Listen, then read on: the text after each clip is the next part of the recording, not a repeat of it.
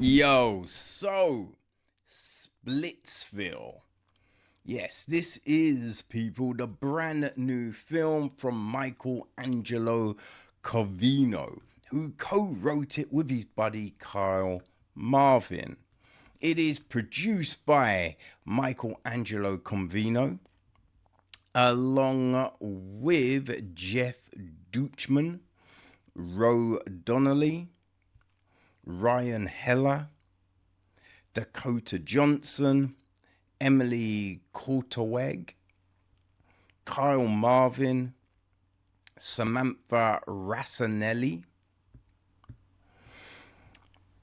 It is co-produced by Jasmine Daghighayon and executive produced by Claude Amadeo, Adria Arjona, Paul Babu, Michael Bloom,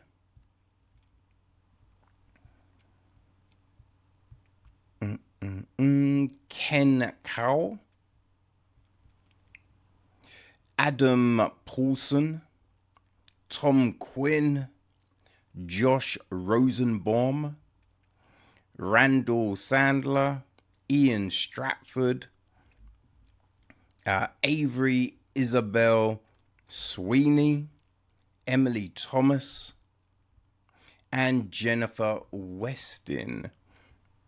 We then have associate production from Kate Golding, Kate Gondwy, Ali Lank,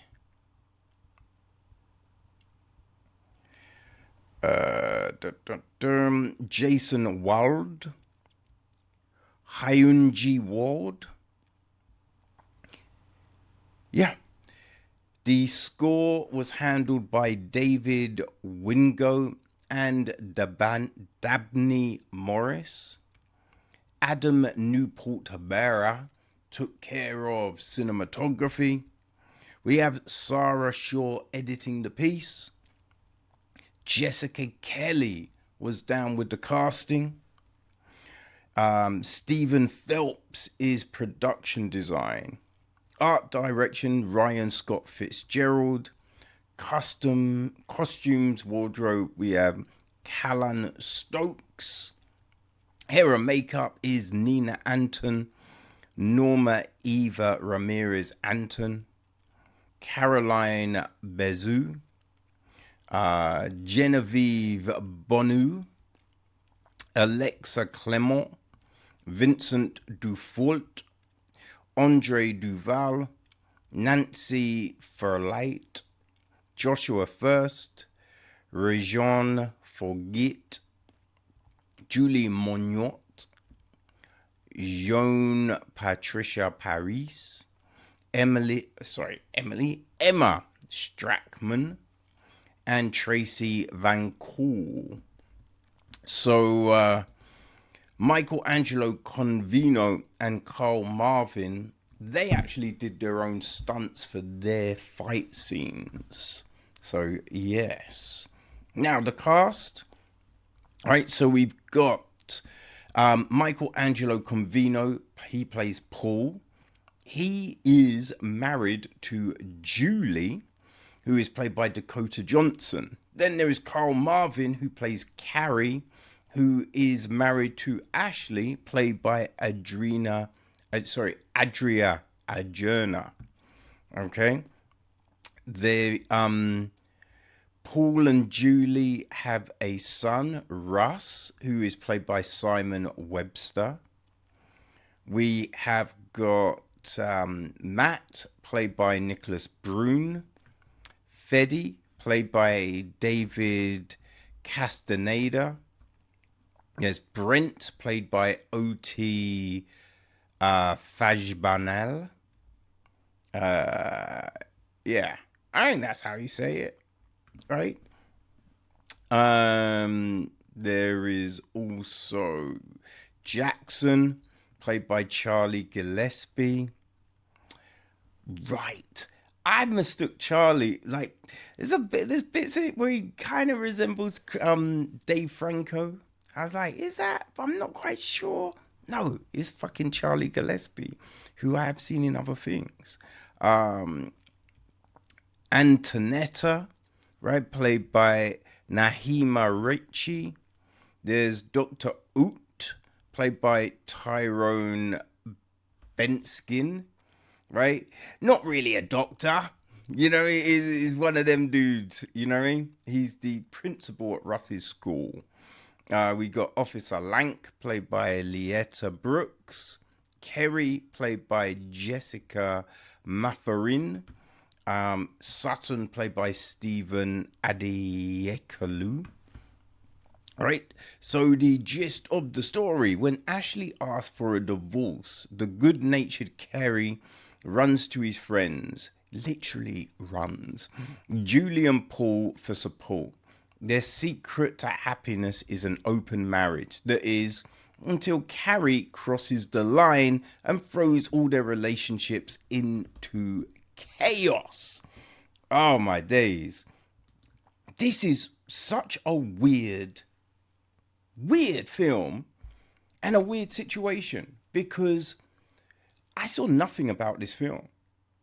You know what I mean? I just went to the Odeon app. I was on the page for today. It was showing. And I was like, I do not know what that is. I had no clue. I did a little Googs, right? Saw it's you know, because I wasn't sure if it was a foreign film. I was like, is then subtitles and that's going to be an issue. Saw it wasn't. Saw there's people I knew in it and was just like, you know what? Fuck it. I need to get out the house. So I went to see it. And you know what? I had no idea what this would be, right? You saw Splitsville. The poster, it looks like, you know, the dudes are beaten up. So you kind of think, okay, it's going to be about, it's like couples, divorcing, like, I don't know. Well, yeah, fuck it. We'll see what it is. This was a lot of fucking fun. I legitimately laughed out loud a good number of times. Like, I chuckled at the beginning. There's plenty to chuckle about at the beginning. But by the end of the film, I'm just laughing. Like, I mean, I will say some of it is at people's detriment. You know what I mean? You see people getting fucked up. It's kind of funny, right? You see people's lives falling apart. It can be funny. What can I say? But yeah, maybe not everyone's going to find some of them things funny, but I laughed, right? I laughed. Now, there were other people on the screen laughing for sure. Sometimes that is because I'm laughing, so I'm not quite sure. But I feel people found this film funny. You know what I mean? And I think at the beginning, you kind of know where it's going. Because when they open up and they're singing to the Frey song, and they're being like, oh, this is such a great song. I'm kind of like, I was a little judgy, because I don't like the Frey. Right? So I was a little like, come on now. Why are these motherfuckers trying to pretend like the Frey have got bangers? Who are they trying to kid? Right? But then you have the policewoman being like, sir, why is your penis out? And it's like, it was kind of like, as soon as they got out of the car, I was like, I bet. So I kind of, it wasn't a shock, but it was funny. Sure, he delivered it well. You know what I mean? So that kind of gives you just that this is where this film is going, right? These are the lines this film is willing to cross. And I'm like, I could be down for this. And it's not a perfect film. By any means, this is not a perfect film. But, goddamn, it does work, right? It's funny because, now don't get me wrong, right? It's not written or designed in any way like Linklater's Before trilogy, But the journey our couples are on, it's kind of like they have meshed together sunrise, sunset, and midnight all together. Because we do get this complete kind of journey. Now, it's not necessarily the end of that journey at the end of the film, but we do see this insane arc, right? Which you can definitely get behind, right? Now, when you think about these characters, they're not the best characters. Well, I mean, when I say, not that they're written poorly, I'm just like, they're not like gleaming examples of humandom. You know what I mean? They're doing some fuckeries things. You know what I mean? There's some lies, there's deceit, there's all manner of bullshit going on. But right, I think you can understand actions from the story setup, right? From what they have given us, because they have given these characters enough depth, right? That you get them as an audience, I feel.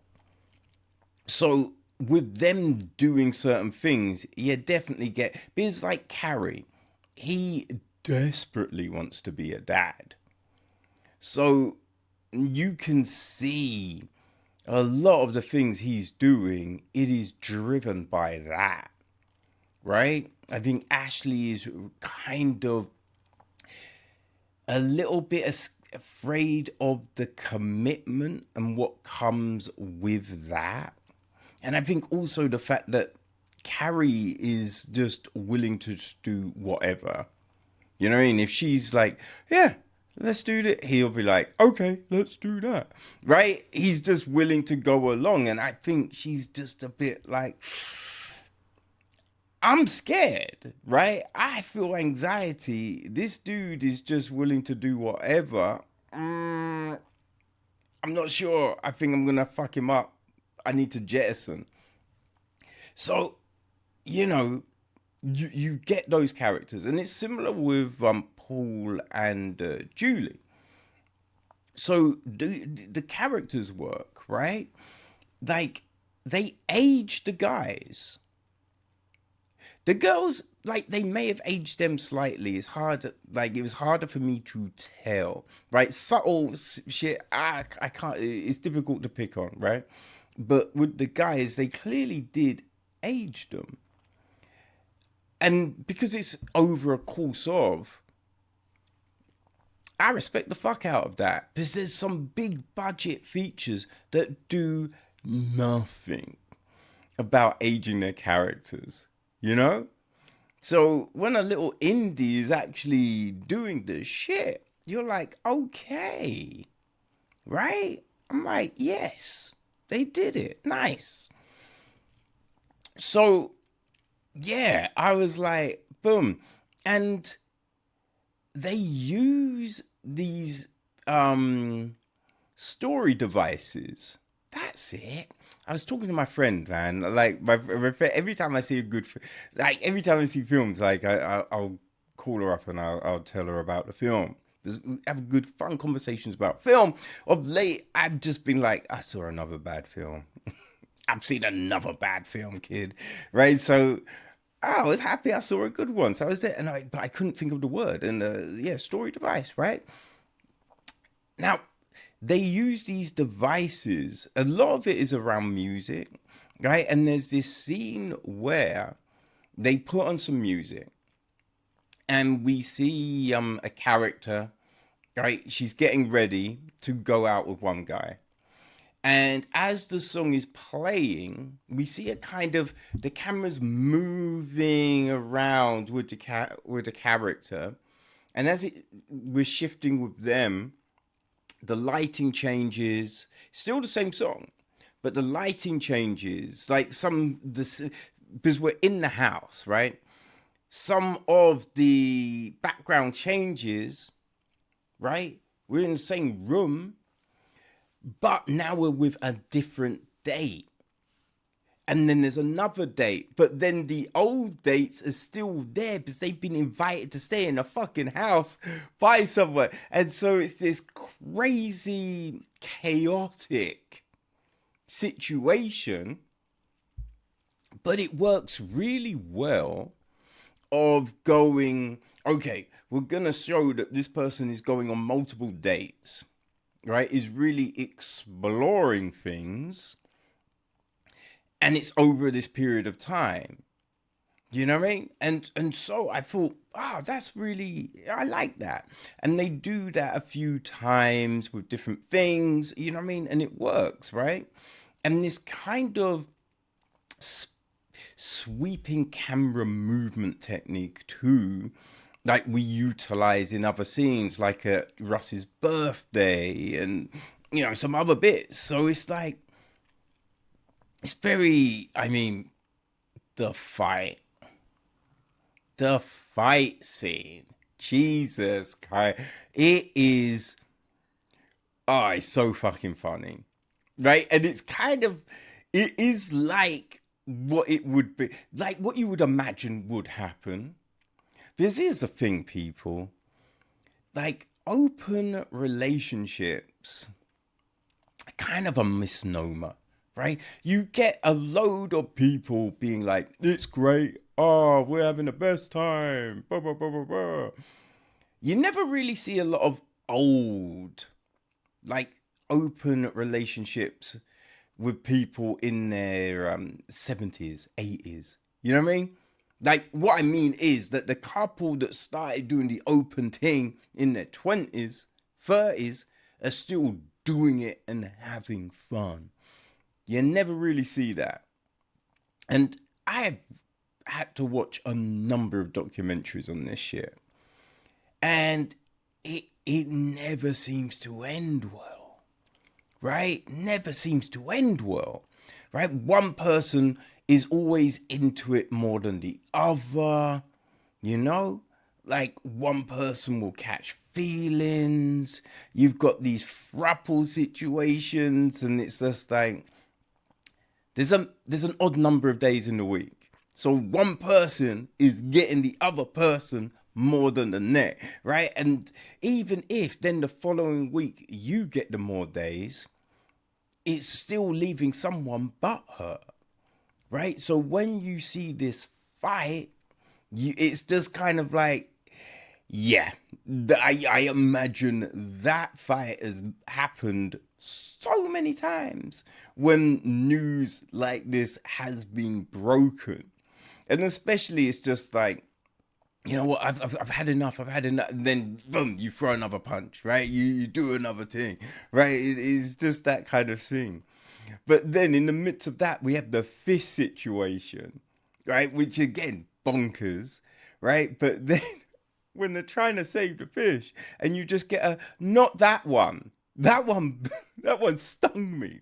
Fuck that one, right? It's just stupid, right? So it's just hilarity. You are finding yourself funny and smiling and just completely locked into all the craziness that is going down, because you're just like, where is this gonna go?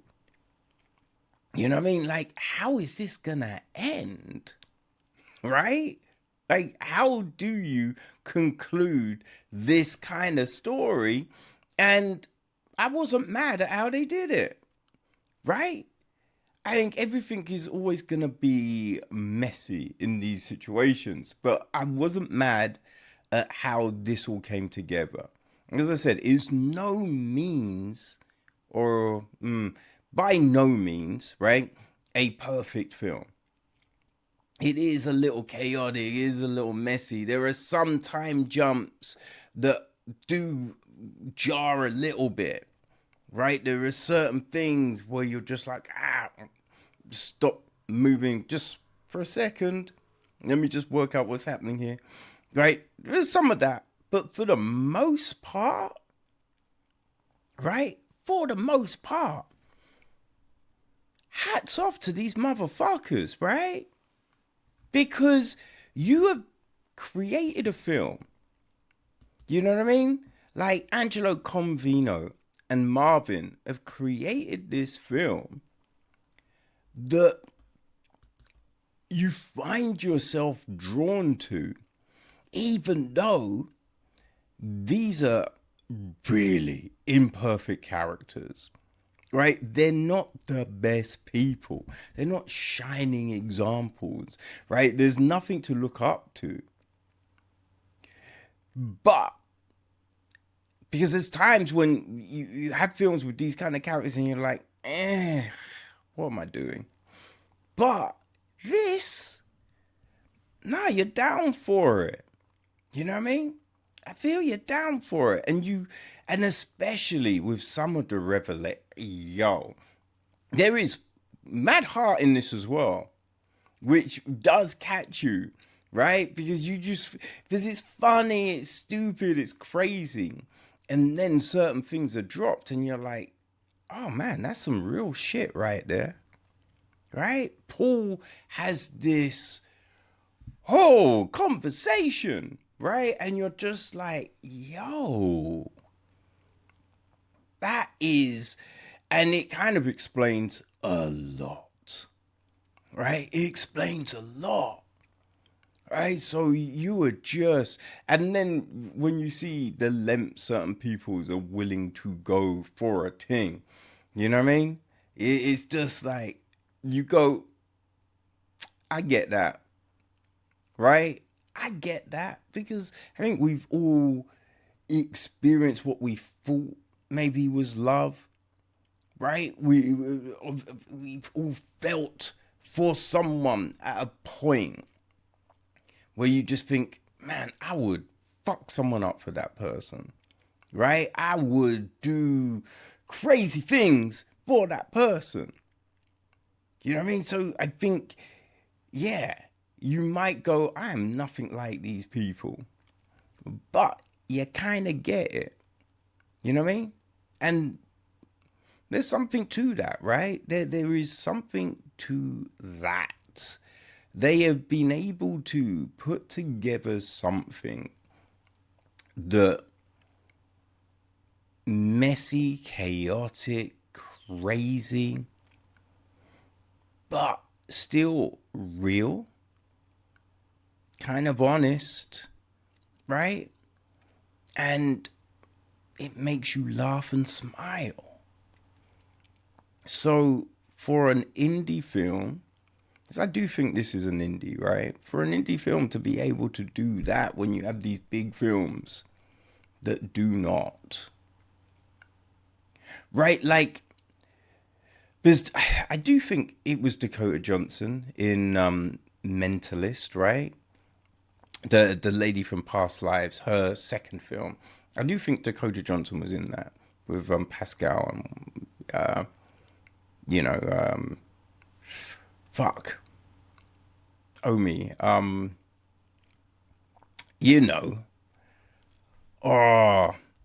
the Captain America. That's it. Jeez, boy. Yeah, that film, like, it didn't feel as real as this.